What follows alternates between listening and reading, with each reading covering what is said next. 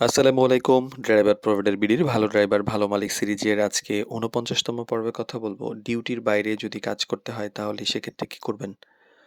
তো ড্রাইভিং চাকরিতে অনেক সময় এমন কিছু পরিস্থিতি আসে যখন নির্ধারিত ডিউটির বাইরে অতিরিক্ত কাজ করতে বলা হয়। এইটা হতে পারে জরুরি প্রয়োজনে, আবার হতে পারে অভ্যাসগতভাবে। তো এই অবস্থায় কি ধরনের আচরণ করবেন সেটাও জানা গুরুত্বপূর্ণ। তো আগে বুঝে নিন যে এটা জরুরি নাকি নিয়মিত।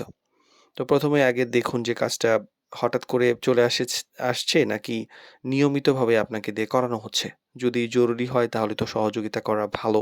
কিন্তু যদি নিয়মিত হয় তাহলে বিষয়টা পরিষ্কার করা দরকার।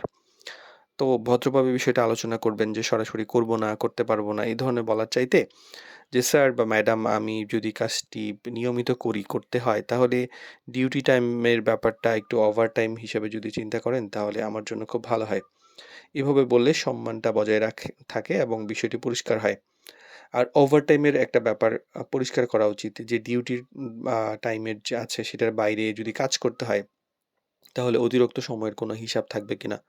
আলাদা কোনো পারিশ্রমিক থাকবে কিনা? এই বিষয়গুলো সুন্দরভাবে পরিষ্কার করা উচিত এবং সেটা বিনয়ের সাথে। আর নিজের একটা সীমা জানা উচিত যে সব কাজ তো আর সবসময় করা উচিত না। নিজের পরিবার সংসার থাকে। নিজের পরিশ্রমের প্রয়োজন, বিশ্রামের প্রয়োজন, ব্যক্তিগত কিছু সময় দরকার। এসব বিষয় মাথায় রেখে সিদ্ধান্ত নেওয়া উচিত।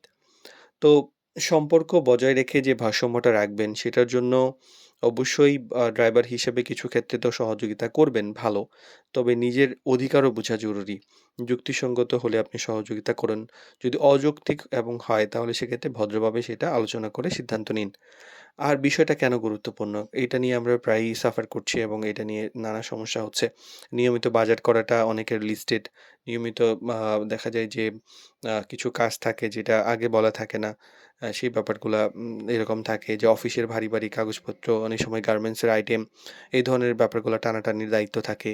গাড়ি লোড আনলোডের ব্যাপার থাকে। এই ধরনের কাজগুলা অনেক সময় সামনে চলে আসে। তো এইগুলা থাকলে যে কাজের চাপ বেড়ে যায়, মানসিক চাপ তৈরি হয়, মানে অনুরোধে ঢেকে গেলার মতো হয়, সম্পর্ক খারাপ হতে পারে। তো এই ব্যাপারগুলো যদি হয় মালিক পক্ষও অবশ্যই এই ব্যাপারগুলা নিয়ে সুন্দর করে ডিসেন্ট আলোচনা করে ঠিকঠাক করে দিবেন। আর ডিউটির বাইরে কাজ করা কিন্তু সবসময় যে খারাপ তা কিন্তু নয়। কিন্তু সেটা কিভাবে এবং কতটা করা হচ্ছে সেটাই আসল বিষয়। ভদ্রভাবে আলোচনা করে নিজের সীমা বুঝে এবং পরিষ্কার নিয়ম মেনে চললে কাজের পরিবেশেও ভালো থাকে, দীর্ঘদিন স্থায়ীভাবে অনেকদিন কাজ করা যায়।